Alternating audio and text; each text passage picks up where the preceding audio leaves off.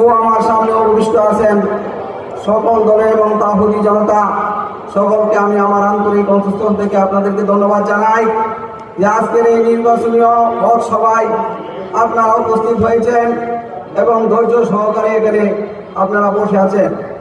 আমাদের কাঙ্ক্ষিত মেহমান শাইখুল হাদিস আল্লামা ইবনে শাইখুল হাদিস কিছুক্ষণের মধ্যে আমাদের এখানে চলে আসবেন।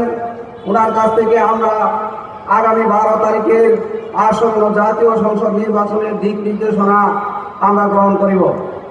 আমি আপনাদেরকে বলতে চাই, বিগত বাংলাদেশের বিগত 54 বৎসরে আমাদের কাছে যত লোক এসেছে জাতীয় সংসদ নির্বাচনের ভোটকে প্রার্থনা করার জন্য, বর্তমানে আমরা আপনাদের সামনে যে প্রার্থীকে নিয়ে এসেছি সেই প্রার্থী হলো 54 বছরের সর্বশ্রেষ্ঠ প্রার্থী। ওনার আখলাক এবং তাকওয়ার ভিত্তি 54 বছরে এমন কোন প্রার্থী, এমন কোন নেতা আমাদের সামনে আসে নাই। আপনারা কি ওই যে অবগত আছেন? আমার কথা কি ঠিক আছে নাকি আমি মিথ্যা বলছি?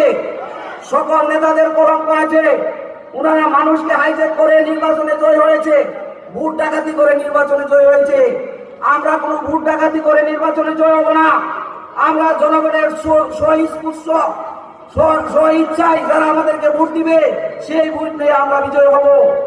আর আমরা যদি ক্ষমতায় আসতে পারি তাহলে আমরা একটা ন্যায় ইনসাফের সমাজ প্রতিষ্ঠিত করব, যে সমাজে কোনো হানাহানি থাকবে না, হিংসা বিদ্বেষ থাকবে না, একদল ক্ষমতায় থাকবে আরেক দল জেলে থাকবে, এমনটা হবে না। আমরা সকলকে নিয়ে ঐক্যবদ্ধভাবে এই দেশকে করব এবং একটা ইনসাফ এবং ন্যায় ভিত্তিক সমাজ প্রতিষ্ঠিত করব। আমি আপনাদেরকে আর বেশি কিছু বলবো না। এর একটা